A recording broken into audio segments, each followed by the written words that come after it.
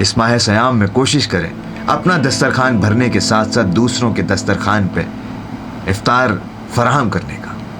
इस माह सयाम में कोशिश करें कि अपनी मोहब्बत अपने रिश्तेदारों के साथ, अपने घर वालों के साथ मोहब्बत समेटने के साथ साथ अपने हमसायों के साथ, अपने दूर दराज के दोस्तों के साथ मोहब्बत भी समेटें। आप किस नज़रिए से देखते हैं, और इससे पहले मैं चाहूँगा कि आपकी क्या क्या सर्विसेज रही हैं अपनी सोसाइटी को, अपने शहर को और अपने मुल्क को, अपने लोगों को सर्व करने के लिए? बिस्मिल्लाहिर्रहमानिर्रहीम, अस्सलामु अलैकुम वरहमतुल्लाहि वबरकातुहू। आपका शुक्रिया, आपके चैनल का शुक्रिया, आपने बुलाया मुझे। और कराची में ख़ास तौर पर बहुत ज़्यादा इसका एहतमाम होता है कि जिसको भी बस नहीं चलता वो चाहता है कोई ना कोई नेकी ज़रूर कर ले, क्योंकि यही एक तरीक़ा होता है अल्लाह ताला की रज़ा हासिल करने का। तो जहाँ तक इसका ताल्लुक़ है, शहर में हमारे कितने सारे प्रोजेक्ट्स हो रहे हैं माशाल्लाह। द इंडस हॉस्पिटल भी है, शौकत खाना भी तीसरा बन रहा है अब कराची में।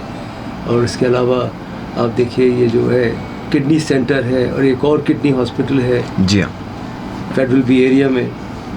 और अगर आप तलाश करने जाएं तो आपको इतने सारे प्रोजेक्ट्स मिलेंगे कि बस ये है कि सबसे इम्पॉर्टेंट चीज़ जो है भाई वो ये है कि हमें चाहिए कि हम एहतियात करें ज़्यादा, क्योंकि एहतियात जो है वो इलाज से बेहतर है। जी हाँ। और इस सिलसिले में मैं एक चीज़ कहूँगा जो कि साहिबे जो लोग होते हैं जिनके पास इख्तियारात होते हैं, साहिब इख्तियार, कि किस तरह से हम लोगों को फर्दर मोटिवेट करें, ऑर्गेनाइज़ करें और उनको इस चीज़ की तरफ राग़िब करें। क्योंकि मैंने कुछ अरसे रहा मैं कनाडा में, वहाँ पे ये होता है कि अगर आप कोई भी डोनेशन देते हैं खुसूसन तालीम के हवाले से, तो उसका आपको दुगना टैक्स एग्जेम्पशन मिलता है। अच्छा जी। बीमारियां हैं, परेशानियां ज़िंदगी के साथ, लेकिन उसको टैकल करें। What do you think about it कि हम किस तरीके से एक मुआशरे को बेहतरी ग्रो कर सकते हैं? सर देखिए ये बड़ी खूबसूरत बात है जो कि इस एक और कोटेशन मेरे पास है मेरे साथ, उसमें लिखा हुआ है कि I shall pass by this way but once, any good that I can do, any kindness that I can show, let me do it now for I shall not pass by this way again. ये जो भी लम्हा है, ये लम्हा दोबारा आपकी ज़िंदगी में नहीं आएगा। इसलिए आपको चाहिए, कहते हैं ना, just do it now because life can't wait. तो आपको ये समझ लेना चाहिए कि ये जो आपको मौका मिला है ना, ये आपको कभी दोबारा नहीं मिलेगा। इसको जितना हो सके, जितना डेस्परेटली आप काम अच्छे कर सकते हैं ना, आप करें। क्योंकि आपको ये मालूम है ना कि दुनिया में जो कुछ भी है वो सब अल्लाह का है। बेशक। तो अल्लाह के माल जो कि आपको दिया गया है, तो आप क्यों नहीं उसको आगे पास ऑन कर देते? अगर आपने पास ऑन कर दिया तो वो 70 फोल्ड 700 फोल्ड रिटर्न होकर के आपके पास आ जाएगा। और उसमें आपको सेहत भी मिलेगी, इज्जत भी मिलेगी, सुकून भी मिलेगा, और दुनिया में भी और आखिरत में भी हर जगह आपको उसका रिटर्न मिलता रहेगा। देखिए बात ये है कि पैसा ही सिर्फ ये नहीं है कि आपने पैसे दिए तो वो कोई कंट्रीब्यूशन हुआ।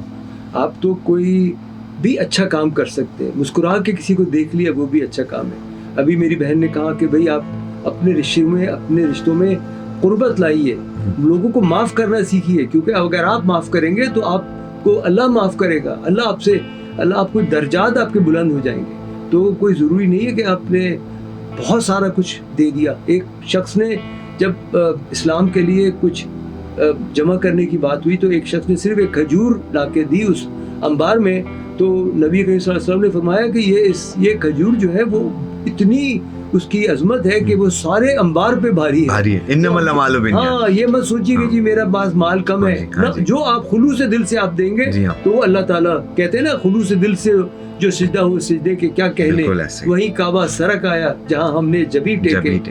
तो हमें चाहिए कि हम दिलों में से कदूरतें निकालें और एक दूसरे से मिलें, उसकी जो रंजिश है वो दूर करें अपने जानने वालों से, पड़ोसियों से। और सबसे इम्पोर्टेंट जो एक शख्स होता है हमारे माशरे में वो है हमारा उस्ताद।